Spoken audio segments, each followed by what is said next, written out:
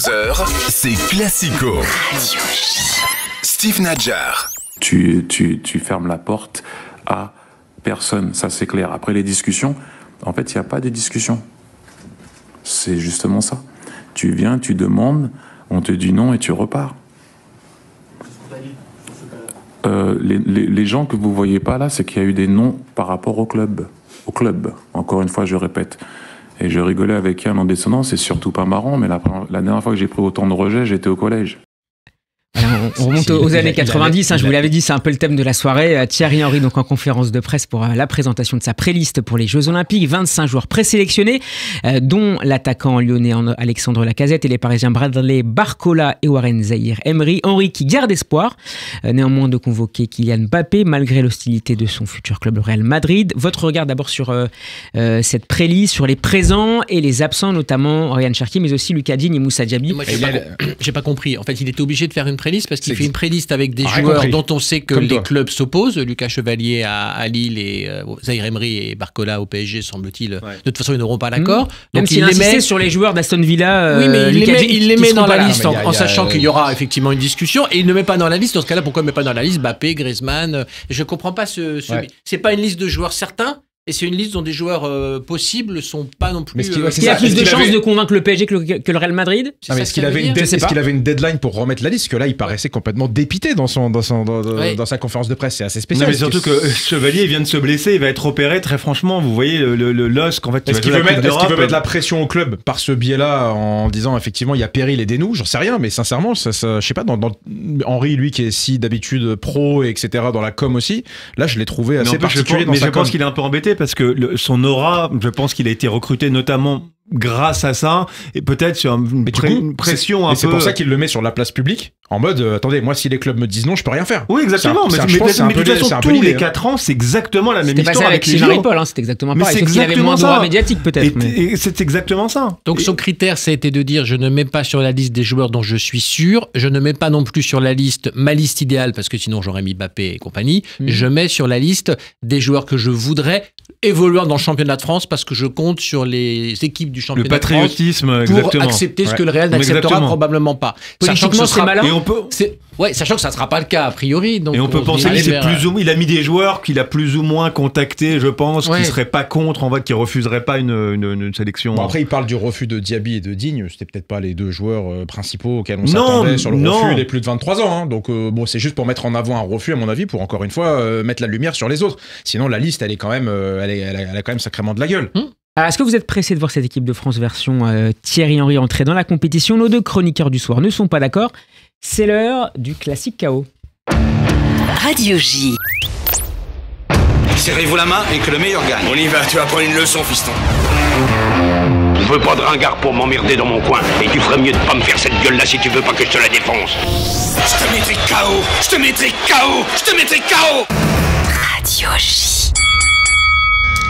Alors messieurs, sous l'égide de Rocky Balboa et d'Apollo Creed, il est d'une violence ce jingle quand même. Et sous le regard avisé de notre invité Cyril Linette, qui interviendra à la fin pour vous accorder le point. Benjamin et David, vous allez vous affronter. David, tu n'es pas du tout motivé à l'idée de voir cette équipe de France entrer dans la compétition. Benjamin, tu as quand même un petit intérêt, une petite flamme. Tu veux commencer je veux bien. Allez, vas-y, t'as 30 secondes. Effectivement, les Jeux Olympiques, c'est un événement interplanétaire. Le football fait partie des Jeux Olympiques. On a envie de voir l'équipe de France briller. Depuis des années 84, on n'a plus rien sur le monde du football olympique. L'équipe de France est devenue une équipe top mondiale avec des Coupes du Monde, des Euros. On a hâte qu'elle brille aux Jeux Olympiques, pardon. L'équipe de France a ramené Thierry Henry sur le banc. On a envie de voir ça avec des joueurs, avec une belle liste, avec Alexandre Lacazette, avec Barcola, etc., etc. J'ai hâte de voir les Bleus nous ramener enfin la médaille d'or. Restez quelques secondes. Ouais, mais tu vois, tout est dit. J'ai même pas besoin. Ouais, c'est cadeau, je lui donne.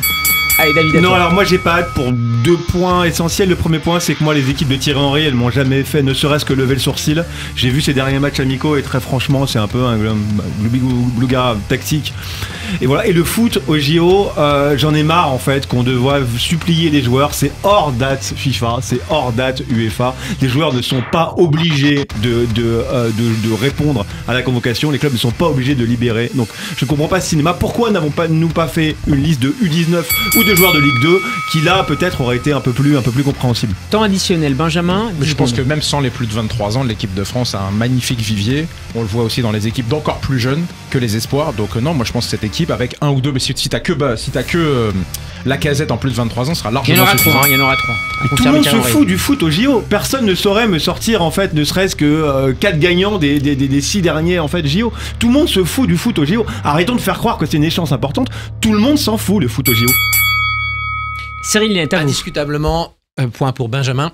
Je ne suis pas du tout d'accord avec David. Tout le monde se fout du foot au JO, sauf dans les pays où le foot est très largement dominant par rapport aux autres sports, ce qui est le cas de la France. J'étais au Brésil en 2016 pour les JO de Rio. Personne ne se foutait, c'était même le sujet principal. Il n'y avait personne au stade d'athlétisme. Je ne dis pas que ce sera comme ça aux JO 2024, heureusement, mais il n'y a absolument personne au stade d'athlétisme et tout le monde était à Maracana pour voir Neymar et compagnie.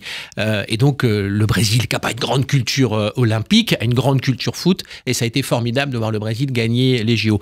La France, c'est pas au niveau du Brésil sur l'absence de culture olympique et la grande culture foot, mais enfin, c'est quand même un sport très largement dominant. Et autant on se fiche totalement du tournoi olympique habituellement, autant le fait que ce soit en France, si l'équipe de France brille, ça créera évidemment un engouement très important, au même titre que tout un tas d'autres sports olympiques, voire même un peu plus. Donc, moi, je pense qu'il y a urgence, effectivement, à définir. Bon, Thierry Henry, comme coach, c'était effectivement plus médiatique que tactique, je pense, mais il y a quand même urgence à mobiliser tout le monde et à ce qu'on passe pas encore à côté avec une équipe de France complètement au rabais. Ce serait encore une fois, je trouve, de la part du sport français, en termes de management et de gouvernance, il n'y a pas que celui-là, hein, un rendez-vous manqué. Benjamin, c'est rare, tu viens de gagner le Classic KO grâce à Cyril. Je gagne les Classic KO, je perds les quiz. Les quiz. Même Ça, je pense que ça ne changera pas, indépendamment de l'invité. Je suis désolé. Le mot, tu vois. Cyril, sur le rôle d'Emmanuel Macron, est-ce qu'il peut essayer de convaincre, on l'a vu discuter avec Florentino Pérez il y a 2 semaines, je crois, ou la semaine dernière, est-ce qu'il peut avoir un impact sur les clubs français à minima pour les convaincre de... J'en sais rien. Oui, peut-être. Enfin, je pense que le football français devrait revenir à la raison. Enfin, je veux dire, c'est pas les tours préliminaires de Coupe d'Europe. De toute façon, on les perd tous.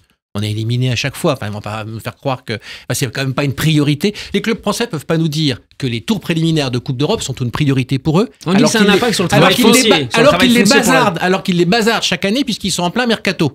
Moi, ce qui me dérange, c'est que ça reste toujours. Je fais le mercato, puis on verra bien. On prépare la saison pour septembre, les matchs de Coupe d'Europe en août. Si on peut passer, on passe. Enfin, qu'ils n'aillent pas nous dire qu'en août, c'est une priorité. Sur le manque de conciliation, moi, c'est là où je rejoins Cyril. Mais très franchement, c'est impossible que tous les clubs se réunissent et se disent, bah vous savez quoi, chaque club de Ligue 1, on va libérer un joueur. On prend chacun notre part du gâteau et chaque club de Ligue 1, on va libérer un joueur. Il y a un joueur. Le sélectionneur choisira. Je te dis pas qu'on doit choisir dans chaque club de Ligue 1, mais on pourra pas s'opposer.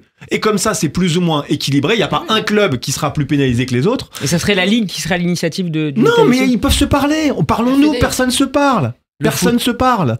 Le football français n'arrive jamais à être discuter. Transcendantal sur les sujets. Exactement. C'est comme les sujets CVC, de violence, les violences. Droit télé. Personne se parle. Voilà, il n'arrive pas à être transcendantal et se dire bon, c'est les JO. Je suis d'accord, on n'a pas à faire ça tous les 4 ans. Voilà. Mais c'est les JO à Paris, c'est particulier. Pour l'image du foot et du foot français, si on monte une belle équipe et qu'on va loin dans les JO, ça sera génial pour la suite. On ne sait pas ce qui va se passer à l'Euro. Peut-être qu'on va se planter à l'Euro. Je ne souhaite pas et qu'on sera content d'avoir les JO. Une équipe avec chaque club de Ligue 1, je trouve que ce serait, tu vois, ce serait une belle image. On se concerte jamais, en fait. Chacun regarde son précaré et tout le monde a peur de se faire avoir, en fait. On regarde vraiment, on dit, ah, mais moi, si je lâche Lyon, moi, si je lâche 2 joueurs, ah, bah, Lille va lâcher 1 joueur et Monaco va lâcher 3 joueurs. Enfin, il n'y a pas de concertation. Ça qui est dommage, sur rien. Benjamin, sur peut-être les favoris, est-ce que tu les vois? Tu vois d'abord l'équipe de France aller loin, indépendamment de la flamme de les voir de manière plus générale. Est-ce que tu les vois aller loin dans la compétition? Quand tu regardes l'équipe, le groupe, il est à date très fort. Ouais. On a les meilleurs jeunes, on a vraiment une équipe qui est vraiment impressionnante. Quand tu prends juste devant, Matistel, Mateta, Barcola, Olise, Kalimundo, Désiré Doué qui est excellent, Zaïre Emery qui a quand même fait une saison incroyable avec le PSG dans les buts.